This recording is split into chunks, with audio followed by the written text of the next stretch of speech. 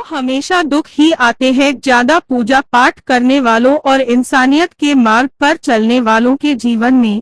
बहुत ही अच्छा, इसको मैं एक कहानी के माध्यम से जवाब देना चाहूंगा।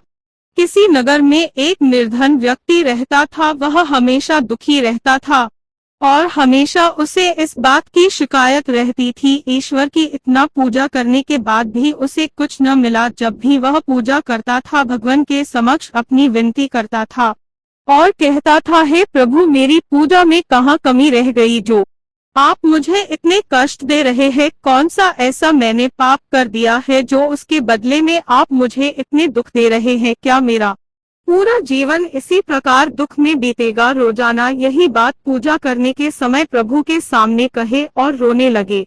आखिर एक दिन भगवान को उस पर दया आ ही गई। भगवान उसके सामने आए और उससे कहा, वत्स, तुम मुझसे क्या चाहते हो? वह व्यक्ति ईश्वर से बोला, प्रभु, मैं भी दूसरों की भांति सुख और समृद्धि चाहता हूँ, अपना जीवन सुख से बिताना चाहता हूँ। यह सुनकर भगवान से उससे कहा, वत्स, सुख और समृद्धि उसके कर्मों के अनुसार मिलती है। तुम्हें लगता है तुम्हारा पड़ोसी तुमसे ज्यादा सुखी है, तो मैं तुमको 2 थैले देता हूँ।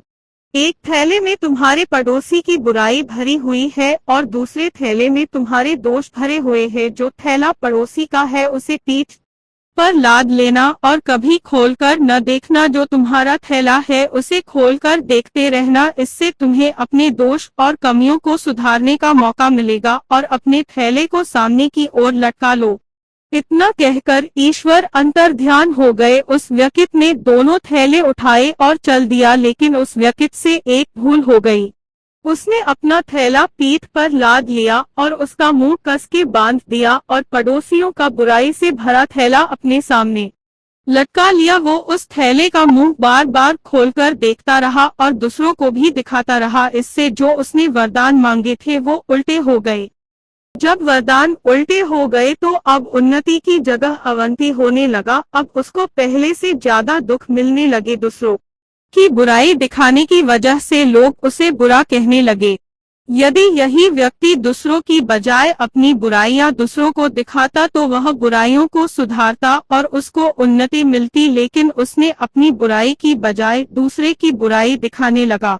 इससे ये सीख मिलती है, यदि इंसान दूसरों की कमियां निकालने की बजाय अपनी कमियां निकालकर उनको ठीक करने का प्रयत्न करे तो वो हमेशा तरक्की करेगा, कभी भी उसके हाथ निराशा नहीं लगेगी।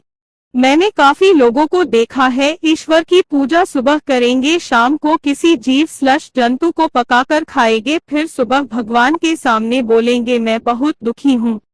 अपनी बुराइयों को पहचान ले, उसे ठीक करने का प्रयत्न करे।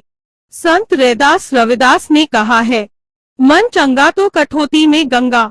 उत्तर अगर पसंद आया हो तो अब वोट करना न भूलिएगा। हो सके तो ऐसे उत्तर और पाने के लिए सभी लोग सब्सक्राइब कर ले। धन्यवाद।